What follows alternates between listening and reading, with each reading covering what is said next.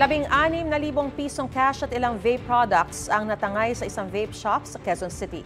Arestado ang 3 menor de edad na suspect. Wala silang pahayag.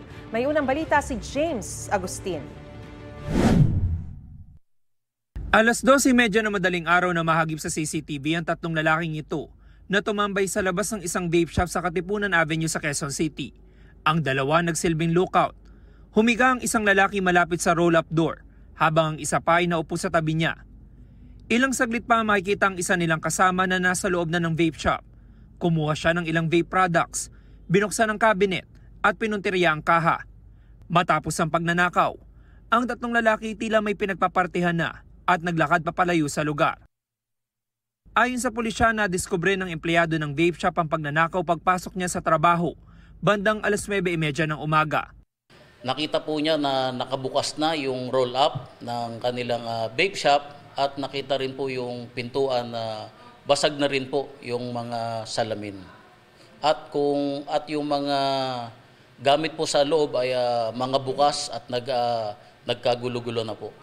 Sa follow-up operation ng pulisya, natukoy ang pagkakakilanlan ng 3 nagnakaw. Lahat sila minor de edad.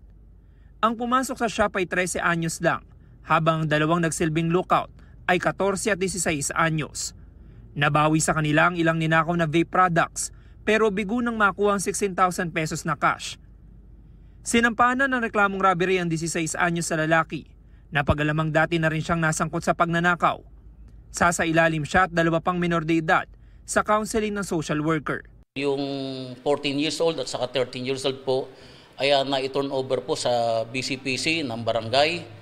Yung isa naman po ay na-turn over po sa social worker ng Mulabi po. Pagkakaroon po sila ng mga intervention po ng social worker. Ito ang unang balita. James Agustin para sa GMA Integrated News. Gusto mo bang mauna sa mga balita? Mag-subscribe na sa GMA Integrated News sa YouTube at tumutok sa unang balita.